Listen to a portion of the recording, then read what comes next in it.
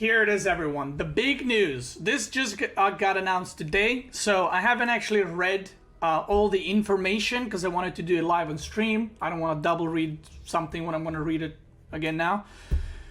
Basically, StarCraft II esports, this is official, by the way. This is not a maybe. This is 100% going through. So, we're excited to announce the future of StarCraft II esports. Our 3-year deal with ESL will help create a long-standing, high-quality program that keeps StarCraft II esports thriving for years to come. Now, this was the announcement. There's, a tiny little picture. So, what does this mean? Well, it says here Korean Leagues, DreamHack StarCraft II Masters, and Intel Extreme Masters. Now, this was the announcement, and then we move on to more information regarding that. So, what is the full info? The exciting future of StarCraft II esports, Blizzard Entertainment, yada yada. For almost 10 years, StarCraft II esports has stood an epitome of competition and community in the esports world. We're excited to share with you the next era of StarCraft II esports. ESL and DreamHack, together with Blizzard, will establish a brand new competitive circuit for the next 3 years of StarCraft II. Now, I'm going to give my opinion as soon as I finish reading a little bit more of this on why I think this is happening. Is this good? Is this bad? Because it's very easy to say, oh, this is a good thing. This is a great thing. But I have a little bit of a, not necessarily a different opinion, but we'll see. You'll see. After 7 amazing years and following Dark ZVZ Fest at WCS and BlizzCon, the World Championship Series WCS is being retired. The WCS mobile app will be shut down on November 31st. So it's already gone. I guess this information was is supposed to be released earlier because it says will be shut down anyway. And the WCS site will be taken down in early 2020. WCS has been a huge part of StarCraft II community, and we know just how much it's meant to you all as it has to us. But rest assured, StarCraft II esports is evolving, respawning in a new form with ESL and DreamHack. To replace WCS, we're excited to announce the new ESL Pro Tour StarCraft II and DreamHack StarCraft II Masters. The two will combine to create the new StarCraft II esports circuit moving forward. ESL and DreamHack have been trusted vendor for Blizzard Esports, particularly StarCraft II, for many years. We know that this amazing community is in incredibly good hands. This new ecosystem will feature 6 international tournaments a year. 6. So we're going from 4 WCS events to 6, which is good. 4 with DreamHack, 2 with ESL, as well as weekly competition that will feed into ESL events. Now that's big, and we're going to talk more about that later. That's huge. That's the biggest thing. WCS or tournaments live, great. That's big, and I'll go on why. We know that the StarCraft community enjoys meeting up at our esports competition in person, and this deal will give more opportunities to more of you to enjoy this excitement of StarCraft II in person. Now, let me talk more about what just happened and what I think about so far. So, this is great and this is a little bit bad at the same time. So why is this great? Well, it's great because we know that for at least 3 more years, this is a signed contract. This is not like, ESL saying, oh, we'll try for 3 years. This is signed. So it's happening for next 3 years minimum, right? So that's a very, very good thing. Now, WCS is gone. What does that mean? That means that Blizzard gave away, basically, it's renting out StarCraft to ESL. Is that a good thing or a bad thing? I don't know. We will see. But it means that there is probably not going to be more development, which is kind of what we knew, I guess. We know StarCraft's not a big moneymaker, so this kind of makes sense. I think people that are in charge of StarCraft went with the opinion of, let's be honest, guys, Activision Blizzard has been yikes for the past 2 years. So from StarCraft II team's point of view, this was probably a very good deal because it enables StarCraft to live on for at least 3 more years. Live on, as in big competitions. And Activision Blizzard can't ruin it, right? They probably got, you know, a budget they can spend on prize pool, and now ESL is taking it into their own hands. Which, again, it kind of allows StarCraft to live on and have tournaments and stuff. But in a way, there's no more, you know, Blizzard organized events. And also, this probably means that there's no more BlizzCon. So I'm pretty sure there's no BlizzCon with this, because if they signed a deal with ESL, that probably means that global finals, or whatever you want to call it, will be held at one of the DreamHack or IEM tournaments, because, you know, they're not going to be able to sell or give the rights to ESL and then be like, well, we still want BlizzCon as the biggest tournament. That's not going to happen. So, you know. Now, let's see. So I'm going to talk about this a little bit later, because there's more information about this. The global finals will shift. Oh, there we go. The global finals will shift to the new IEM Katowice World Championship in 2021. So basically, BlizzCon event is now gone, and it will be replaced by Katowice in 2021. I mean, is that a good thing? Is that a bad thing? I don't know, but it's kind of like trading sustainability of StarCraft II for losing a little bit of its mojo in Blizzard eyes, and I don't know. I have mixed feelings about this, but overall I think it is a good thing, because who knows what Activision Blizzard would do. This means StarCraft II eSport at BlizzCon will look different in the future, but it will still be there. And we will share more details about how that will look later. Now, I can't imagine, so because of the contract, like the contract signed, so Katowice is the new BlizzCon. Now, there is, in my opinion, 0% chance that this is anything related to the circuit itself.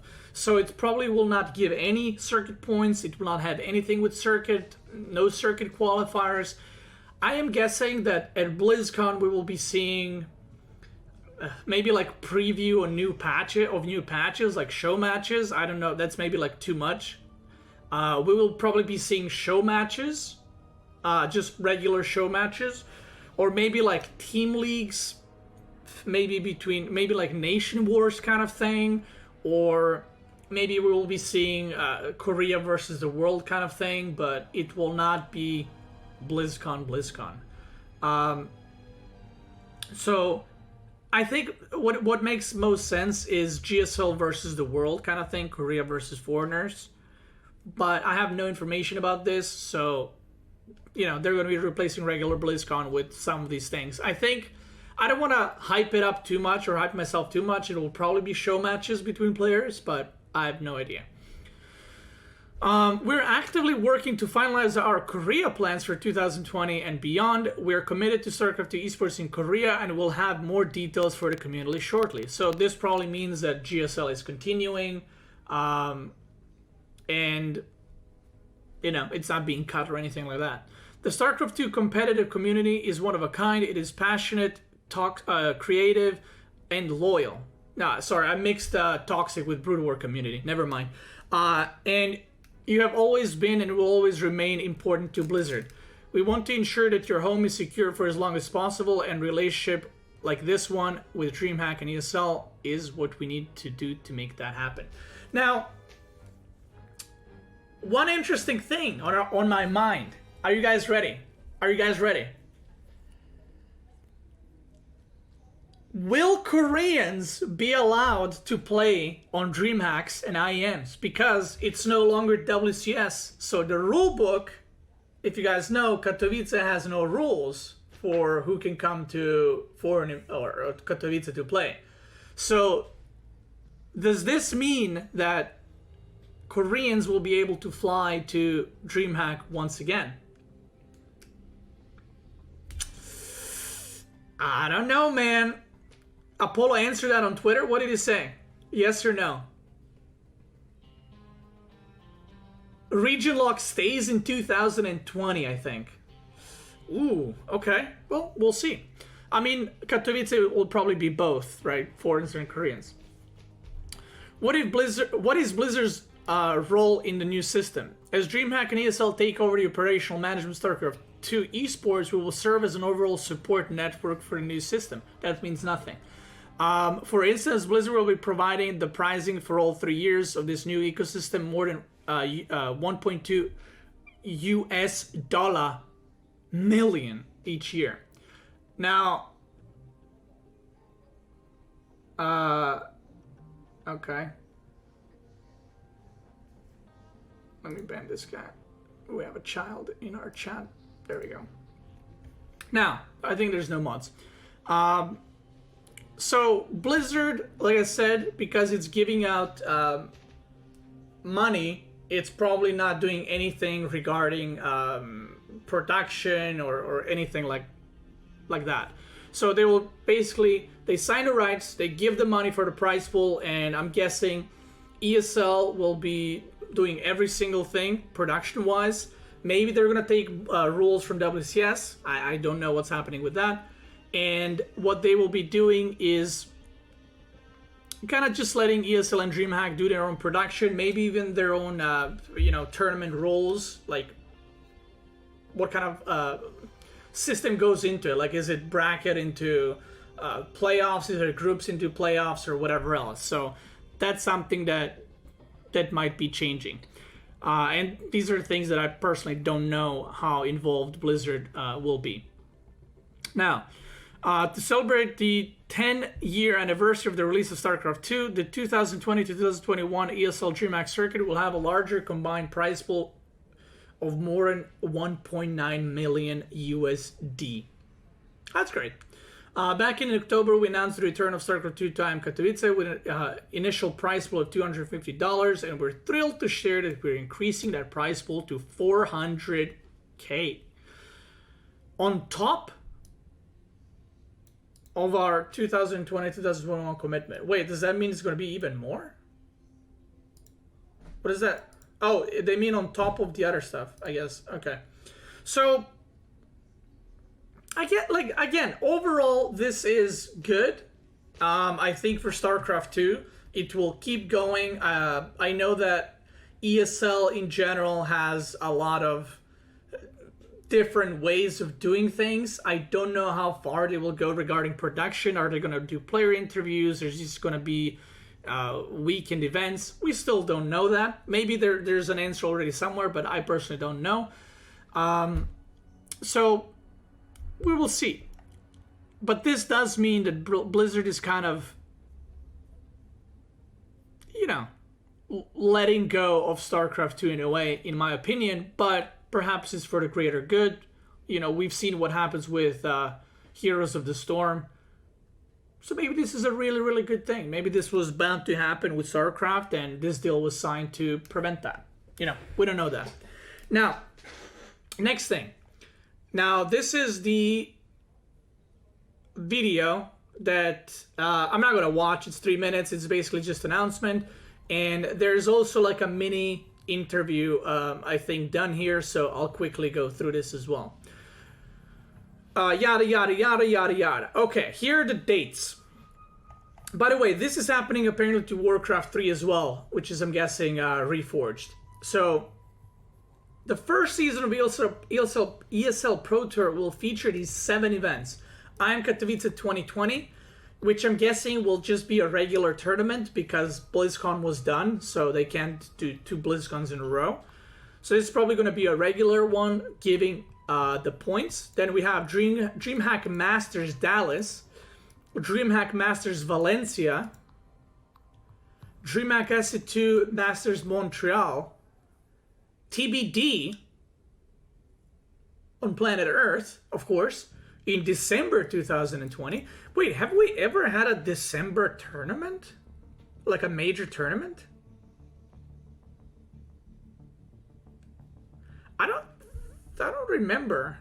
ever having a December major tournament. So that's new. They probably have no clue where it's going to go yet. So Canada is getting one, Murica is getting one, and then Valencia, Spain. Maybe I'll go to Valencia, actually. Murica and I wanted to go to a vacation in Spain this year. Maybe I'll actually go to this one. If you want to see me, there it is, 7-month announcement for a maybe. And then DreamHack SC2 Masters Leipzig in January 2021, and then again Katowice, which will be the big finals. We can't see the chat in the stream. Yeah, I know. There will be separate Korean competitions, which confirms that the region lock system of WCS is kept in place. Okay, there it is. At least for the first season. ESL did not confirm whether they would still operate under the GSL brand. Another thing, because I'm assuming this, I don't know, because Blizzard is giving rights to ESL, that means that ESL, because they're providing all the production, they can use StarCraft II as a brand and viewership to get more sponsors. And I'm guessing this was kind of like the deal they worked in.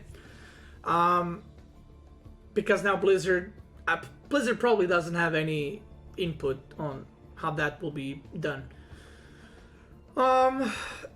Starting in 2020, Katowice will serve as a replacement for BlizzCon.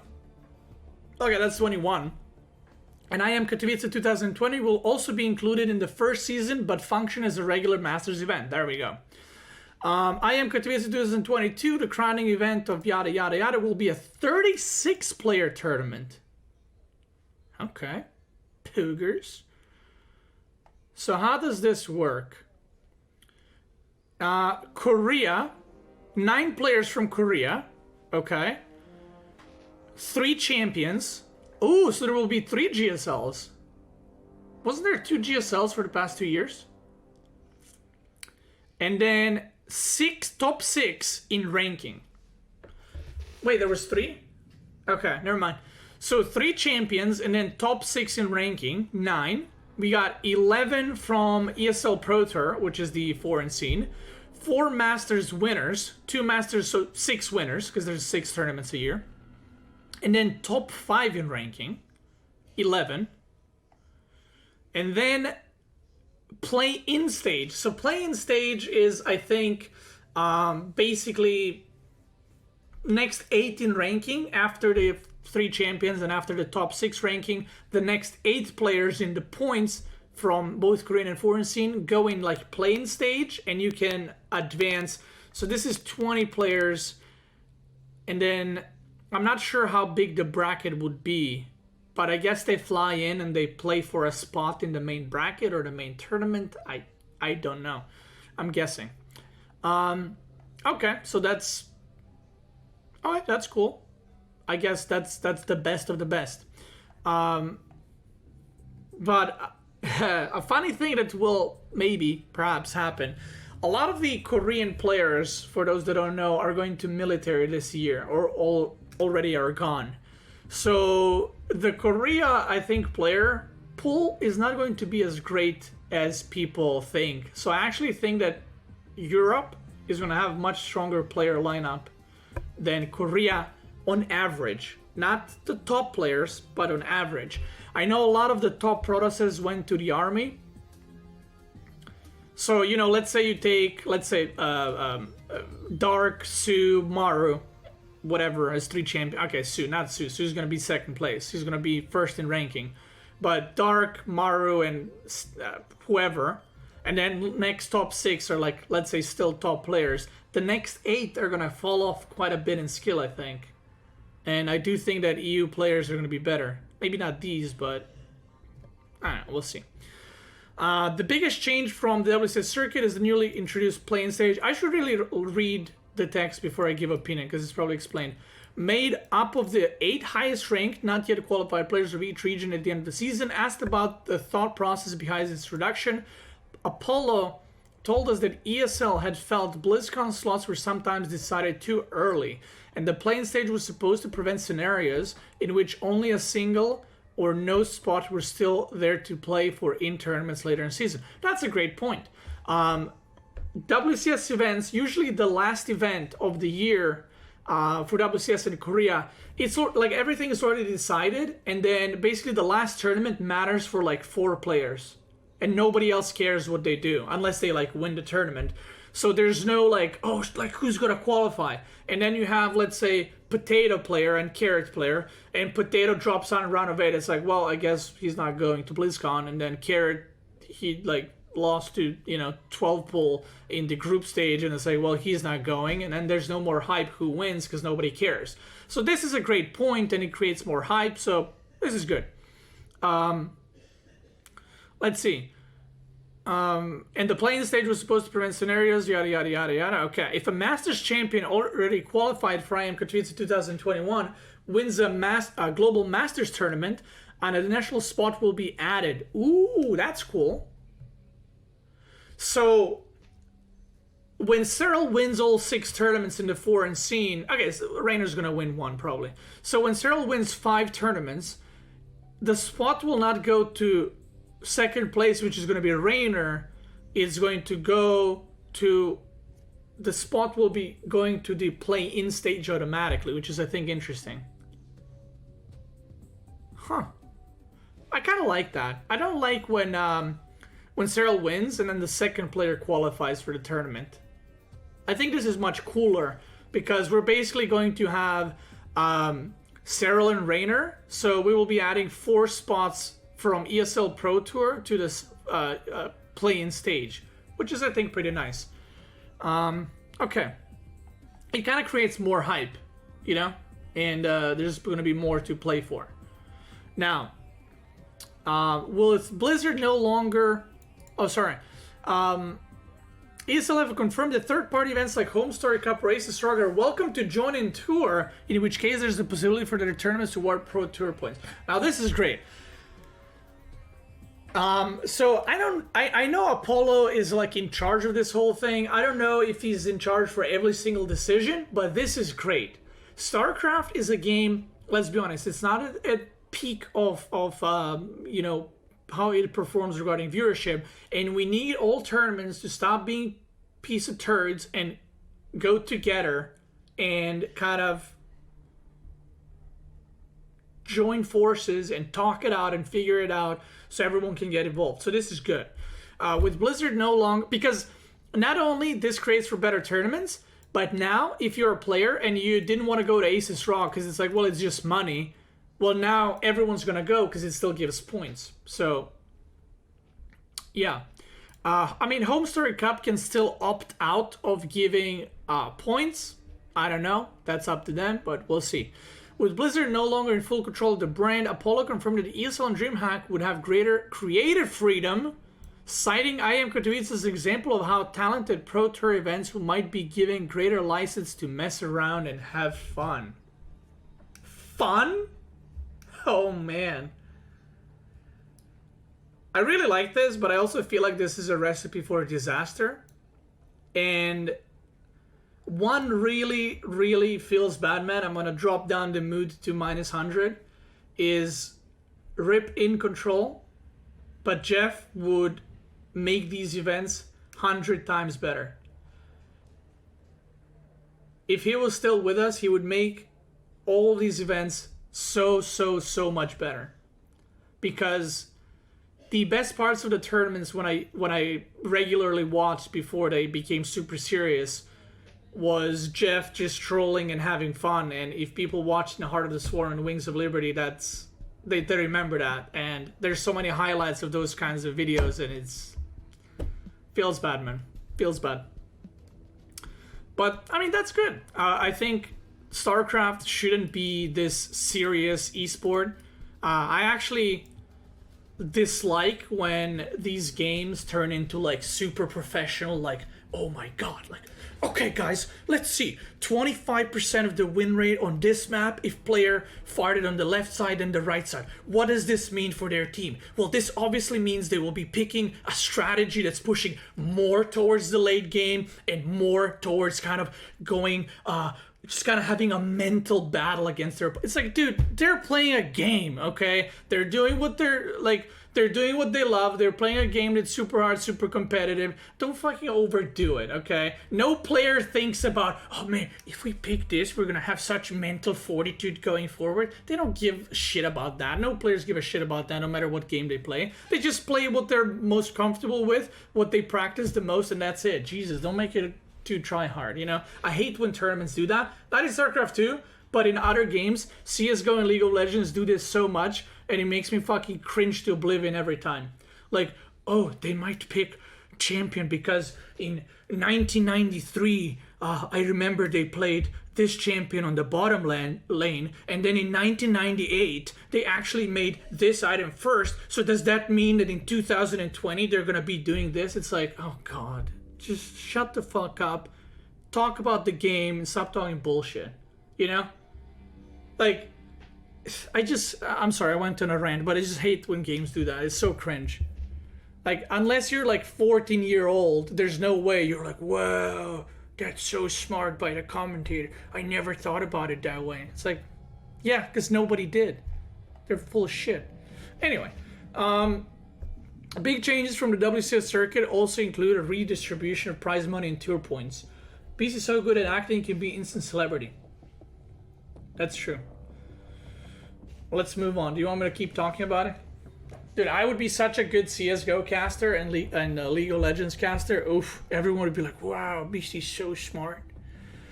And I would just be like, spewing. Anyway.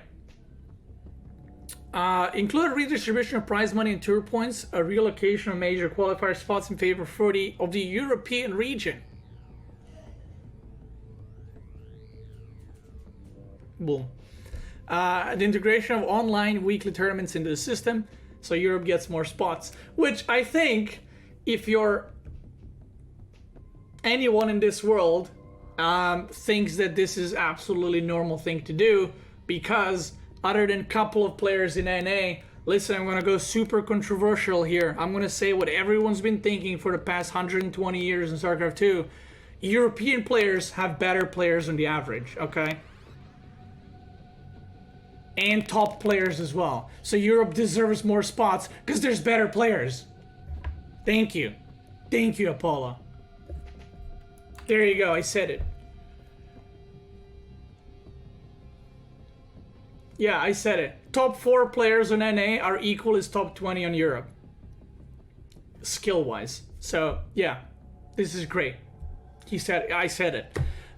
So this is good, and I'm glad that Apollo had the nuts to do this and not care about the backlash, which I'm sure there's going to be some babies like, oh my god, but NA's also a region. Yeah, a weaker region, but a region nonetheless. So they do deserve spots. Now, qualifiers will take over from WCS Challenger. Oh, and also if someone is like, how is NA Pro supposed to make it these days if we have less spots? You had time for years to make it, and nobody made it, so they're cutting down the spots for that specific reason. There you go. Now, what's this? Oh, this is, now, in my opinion, all this is great, all this is cool. This is the best thing. They have the same amount of spots? Well, they just said they have less spots. Or did I read that incorrectly?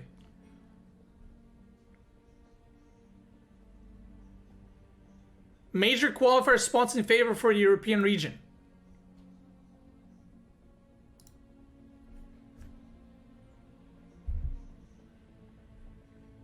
Anyway, this is the biggest thing. Now I'm going to tell you why this is the biggest thing. Now I'm going to enter Super Brainiac League of Legends caster. Why is this a great thing? So they're having basically rebranded Go for SC2s like they call them. And they will be, these are going to be weekly tournaments awarding both prize money and small amount of Pro Tour points. Why is this great? For those that don't know, ESL Go for SC2 was one of the greatest things that happened to StarCraft II in the early years and in Heart of the Swarm. Why? Go for SC2 is where a lot of us pro players started. You don't start out by going to a WCS event or an IEM. You start in online cups. And by them putting the Pro Tour points in these weekly cups not only ensures that a lot of the potato players and upcoming players will be participating, but also that the pro players, the top dogs, maybe not all of them are going to play every single time, but a lot of them will be playing. And by giving points, giving money is cool, but by giving points, you ensure that a lot of players try hard in those tournaments, because we've seen it before. Players would lose BlizzCon spots by missing out on 10, 20, 50, 100 points. So if you play in these weekly cups, you can, get those extra little points that you need. Upcoming players can compete, maybe get their name out there. I don't know who will be casting these, but if there's proper casting organized and it's held at somewhat professional level, as in, not just like, okay, whatever, it's just another cup, just a little bit of hype around it. I think this is great for new players, for old players, for someone that just wants to play in a tournament. This is great. Qualifiers will take over from WCS Challenger, with EU region now allocated 7 spots instead of 4. There you go. So Europe gets 7 spots. This decision, Apollo says, was made after evaluating previous results of players from all regions WCS tournaments. Usually in group stage 3, it was mainly Europeans. So we felt the balanced distribution fits a reality of what skill level is within these regions.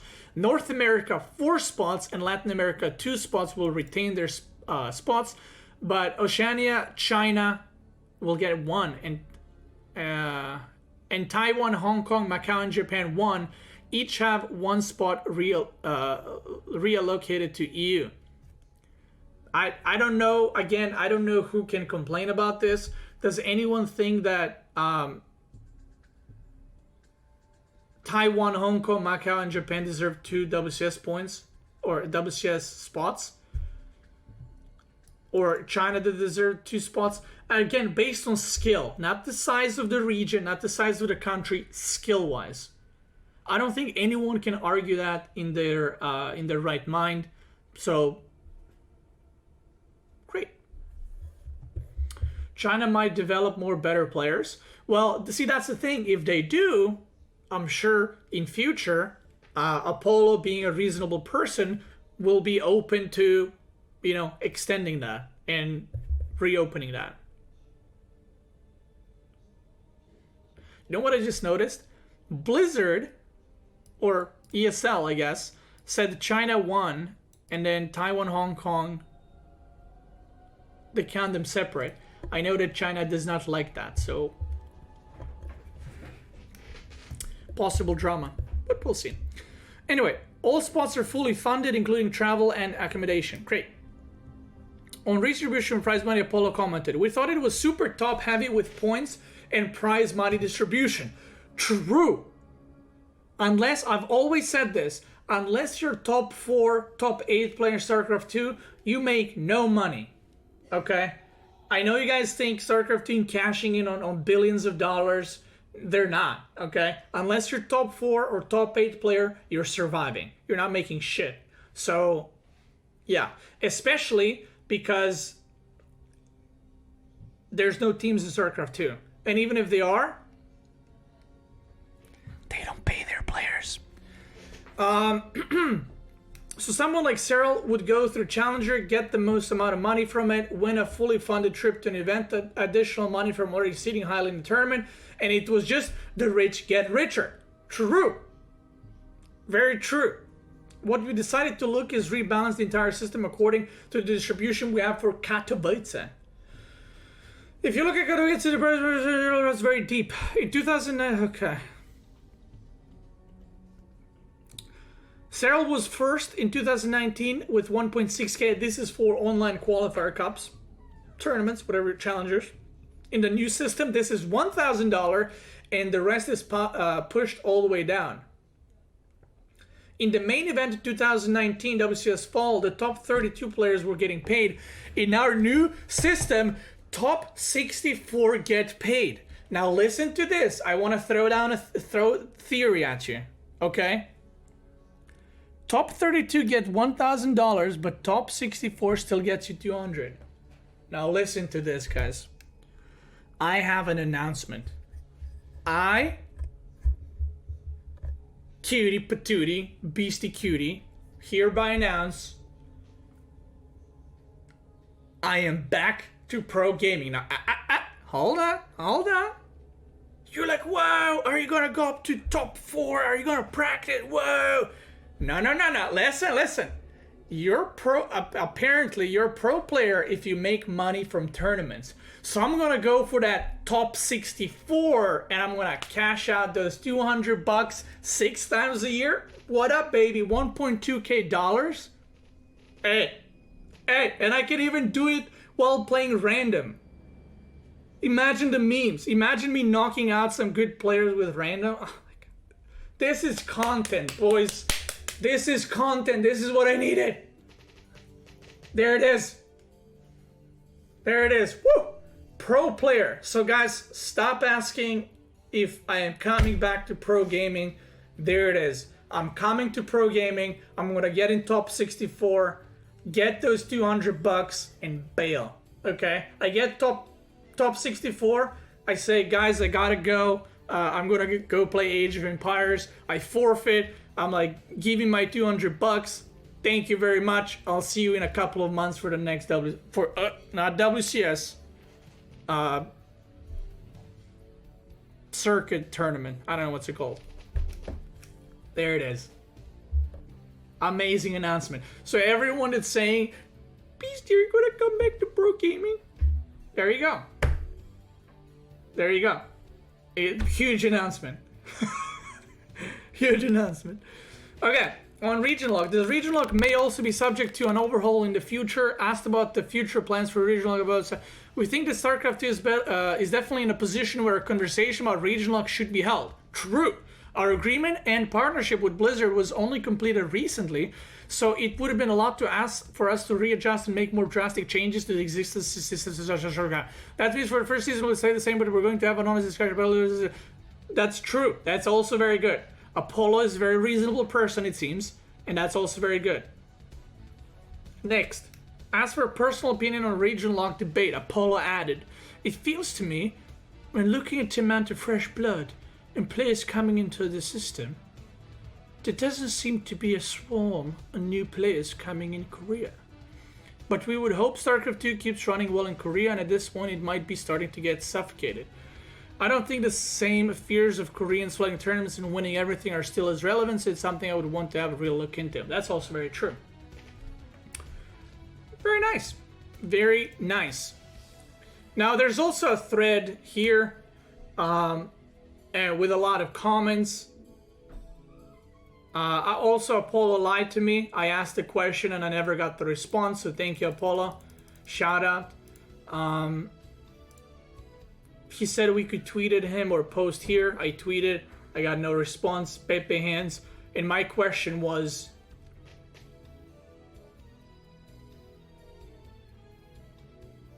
did they ever consider adding 2v2 as a mini side online event or a mini event at their live tournaments?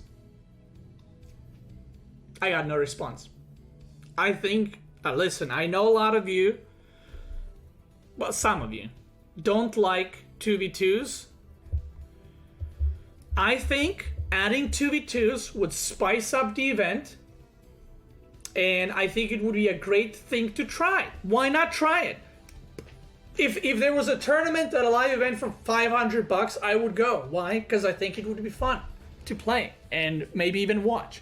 And I know there would be someone, it's like 2v2 is imbalanced. No, it's not. It's not, okay?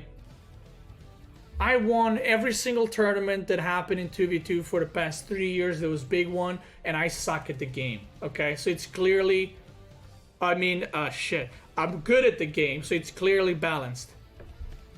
I think, in all seriousness, I think that all races have different play styles, and I do think that every race can win, and there's a lot of comps and there's a lot of depth that can go into it.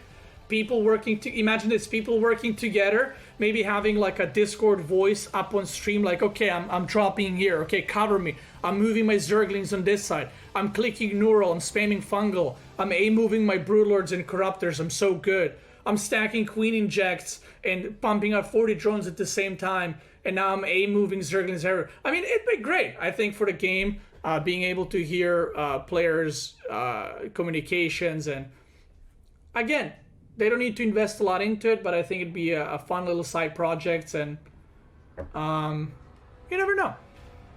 Funk is apparently internally lobbying for some 2v2s in some future Nation Wars. Well, I don't give a shit. Serbia can't play Nation Wars because we don't have players, so that doesn't affect me at all. I want to play some 2v2s, but there isn't any. Feels bad.